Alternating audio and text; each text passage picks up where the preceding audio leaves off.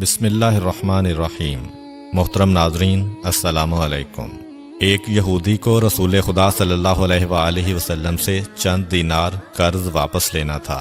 ایک دن آپ راستے میں جا رہے تھے کہ وہ یہودی آپ کے پاس آیا اور اس نے کہا، جب تک آپ میرا قرض ادا نہیں کریں گے اس وقت تک میں آپ کو یہاں سے نہیں جانے دوں گا۔ نبی اکرم صلی اللہ علیہ وآلہ وسلم نے فرمایا، اس وقت ادائیگی کے لیے میرے پاس کچھ بھی نہیں ہے۔ یہودی نے کہا، جب تک آپ میرا قرض واپس نہیں دیں گے میں بھی آپ کو یہاں سے جانے نہیں دوں گا۔ آپ نے فرمایا، اگر یہ بات ہے تو میں تیرے ساتھ یہیں بیٹھ جاتا ہوں۔ یہ کہہ کر آپ اس کے ساتھ بیٹھ گئے۔ جیسے جیسے وقت گزرتا گیا آپ کے صحابہ وہاں جمع ہوتے گئے۔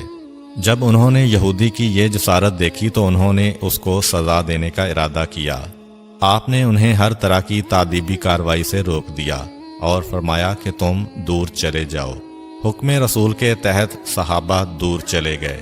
سورج لمحہ بلمحہ گرم ہو رہا تھا اور اس کی تپش سے آپ کو اذیت پہنچ رہی تھی، یہاں تک کہ آپ کے چہرہ اطہر سے پسینہ بہنے لگا۔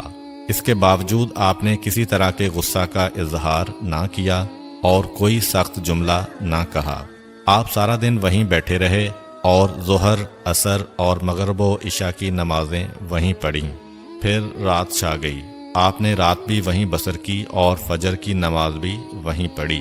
صحابہ یہودی کو ڈرانے دھمکانے لگے۔ آپ نے فرمایا، تم اس سے یہ کیسا سلوک کر رہے ہو؟ صحابہ نے کہا، یا رسول اللہ، اس کی یہ جرت کہ آپ کو یرغمال بنا کر اپنے پاس بٹھا لے۔ آن حضرت صلی اللہ علیہ وآلہ وسلم نے فرمایا، اللہ نے مجھے اس لیے نہیں بھیجا کہ میں کسی ہم پیمان یا کسی اور پر ظلم کروں۔ جب دن چڑھا تو یہودی نے کلمہ اسلام پڑھتے ہوئے کہا، اشہد ان لا الہ الا اللہ و اشہد ان محمدً عبدہ و رسولہ۔ میں اپنی دولت کا ایک حصہ راہ خدا میں دیتا ہوں۔ میں نے آپ کو اس لیے نہیں روکا تھا کہ میں آپ کی توہین کروں۔ اس ذریعے سے میں آپ کے پیمانہ صبر کو آزمانا چاہتا تھا، کیونکہ تورات میں نے آپ کی یہ صفت پڑھی ہے، محمد بن عبداللہ مکہ میں پیدا ہوگا اور طیبہ کی طرف ہجرت کرے گا۔ وہ تندخو اور سخت مزاج اور بیہودہ گوئی کرنے والا نہ ہوگا اور کوئی جھوٹی بات زبان سے نہیں کہے گا۔ اس طرح سے میں نے آپ کو یہاں رکھ کر اس بات کی تصدیق کی ہے کہ تورات نے بالکل سچ کہا تھا۔ رسول اکرم صلی اللہ علیہ وآلہ وسلم مبعوث برسالت ہونے کے 3 سال بعد تک خفیہ طور پر دعوت اسلام دیتے رہے۔ اس کے بعد اللہ تعالیٰ نے آپ کو حکم دیا کہ آپ کھل کر اللہ کا پیغام پہنچائیں اور لوگوں کو خدا کی طرف دعوت دیں۔ ایام حج شروع ہوئے تو پورے جزیرۃ العرب سے لوگ مکہ کی طرف آنا شروع ہوئے۔ نبی اکرم صلی اللہ علیہ وآلہ وسلم کوہ صفا پر چڑھے اور آپ نے بلند آواز سے فرمایا، لوگو، میں اللہ کا رسول ہوں، تم اللہ رب العالمین پر ایمان لے آؤ۔ لوگ آپ کی طرف متوجہ ہوئے اور انہوں نے تعجب سے یہ اعلان سنا اور سب کی خواہش ہوئی کہ وہ اعلان کرنے والے کو دیکھیں۔ پھر آپ صفا سے اتر کر مروہ آئے اور وہاں پر بھی آپ نے 3 بار یہی اعلان کیا۔ جب ابو جہل نے آن حضرت صلی اللہ علیہ وآلہ وسلم کا یہ اعلان سنا تو اسے سخت غصہ آیا۔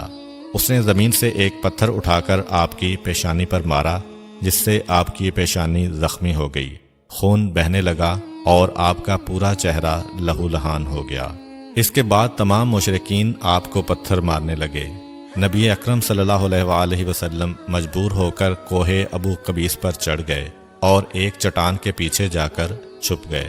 مشرکین نے بھی آپ کا تعاقب کیا لیکن آپ انہیں کہیں دکھائی نہ دیے۔ ناکام و نامراد ہو کر انہیں واپس آنا پڑا۔ اسی اثناء میں ایک شخص نے حضرت علی علیہ السلام کو اس واقعہ کی اطلاع دی اور کہا کہ میرا خیال یہ ہے کہ محمد مارے جا چکے ہیں، نعوذ باللہ۔ یہ سن کر حضرت علی علیہ السلام کو شدید دکھ ہوا اور آپ ام المومنین حضرت خدیجہ الکبریٰ سلام اللہ علیہ کے پاس آئے اور ان سے کہا، میں نے سنا ہے کہ مشرکین نے رسول خدا صلی اللہ علیہ وآلہ وسلم پر سنگ باری کی ہے اور بعض لوگوں کا یہ گمان ہے کہ نبی اکرم شہید ہو گئے ہیں۔ آپ روٹی پانی اٹھائیں اور میرے ساتھ انہیں تلاش کرنے کے لیے چلیں، ممکن ہے ہمیں ان کا کہیں نشان مل جائے۔ آپ وادی پر نظر رکھیں اور میں پہاڑ کے دامن میں آپ صلی اللہ علیہ وآلہ وسلم کو تلاش کرتا ہوں۔ آپ روتے ہوئے آگے بڑھے اور آپ کہہ رہے تھے، یا رسول اللہ، ہمیں جواب دیں، آپ کہاں ہیں؟ میری روح آپ پر قربان، آپ کس وادی میں بھوکے پیاسے ہیں؟ آپ نے مجھے اپنے ساتھ کیوں نہ لیا تھا؟ حضرت خدیجہ رو رو کر فریاد کر رہی تھیں، کوئی ہے جو نبی مصطفیٰ کی مجھے خبر دے؟ کیا کسی نے انہیں دیکھا ہے جو مجھے ان کے متعلق بتلائے؟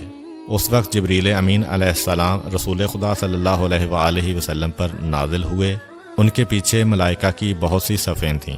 انہوں نے آن حضرت صلی اللہ علیہ وآلہ وسلم سے کہا، خداوند جبار نے ہمیں آپ کے فرمان کی تعمیل کے لیے بھیجا ہے۔ اگر آپ چاہیں تو ہم اس قوم کو تباہ کر دیں گے اور ان کا دنیا میں کہیں نام و نشان تک دکھائی نہ دے گا۔ رحمت للعالمین نے فرمایا، میں نبی رحمت بنا کر بھیجا گیا ہوں، میں عذاب و انتقام کا حامی نہیں ہوں۔ پروردگار میری قوم کو معاف کر دے، وہ مجھے جانتے نہیں ہیں۔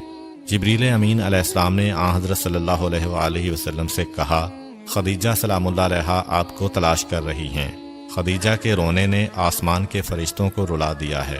آپ انہیں جواب دیں، خدا کی طرف سے اور ہماری طرف سے انہیں سلام پہنچائیں اور انہیں جنت کی بشارت دیں۔ نبی اکرم صلی اللہ علیہ وآلہ وسلم نے خدیجہ و علی کو صدا دی اور انہیں اپنے پاس بلایا۔ دونوں شخصیات آپ کی خدمت میں حاضر ہوئیں۔ انہوں نے آپ کی پیشانی پر پٹی باندھی اور گھر لے آئے۔ جب مشرکین کو معلوم ہوا کہ نبی اکرم صلی اللہ